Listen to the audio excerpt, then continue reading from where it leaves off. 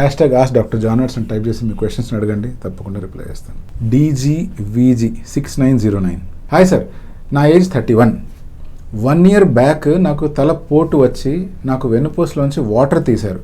దాని తర్వాత హెవీగా టాబ్లెట్స్ వాడడం వల్ల ఏంటో నాకు తెలియట్లేదు, హెయిర్ ఫాల్ బాగా అవుతుంది. రీసెంట్గా 1 month నుంచి బాగా హెయిర్ ఫాల్ ఎక్కువ అవుతుంది, ప్లస్ నాకు తలంతా మంట కింద దురద కింద వస్తుంది. ప్లీజ్ సార్ సజెషన్ ఇస్తారా?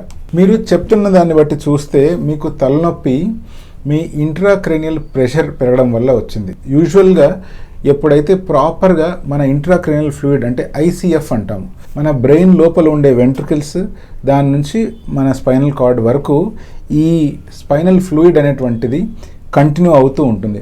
ఇది ప్రాపర్గా డ్రైన్ అయిపోతూ ఉండాలి. ఎప్పుడైతే ఇలా డ్రైన్ అవ్వట్లేదో అటువంటి సిచ్యువేషన్లో ప్రత్యేకించి కొన్ని ఇన్స్ట్రుమెంట్స్ వాడి ఆ స్పైనల్ ఫ్లూయిడ్ని డ్రైన్ చేయవలసి వస్తుంది. అలా డ్రైన్ చేసిన తర్వాత తలపోటు కానీ తలనొప్పి కానీ తగ్గిపోతుంది. సాధారణంగా ఇటువంటి సిచ్యువేషన్ ఎప్పుడైతే ఎదురవుతుందో కొంచెం హై డోస్ మెడికేషన్ ఇవ్వవలసి వస్తుంది. ఇటువంటి హై డోస్ మెడికేషన్ వల్ల వచ్చే సైడ్ ఎఫెక్ట్లో ఒకటి ఏంటి అంటే హెయిర్ లాస్ అవ్వడం.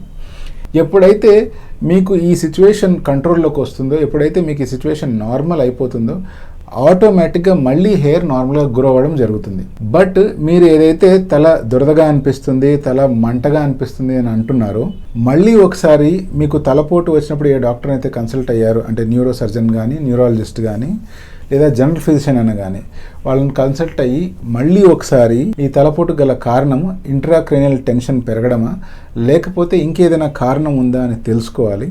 తెలుసుకొని దానికి ప్రాపర్గా మెడికేషన్ వాడి దాన్ని ట్రీట్ చేసుకోవాలి.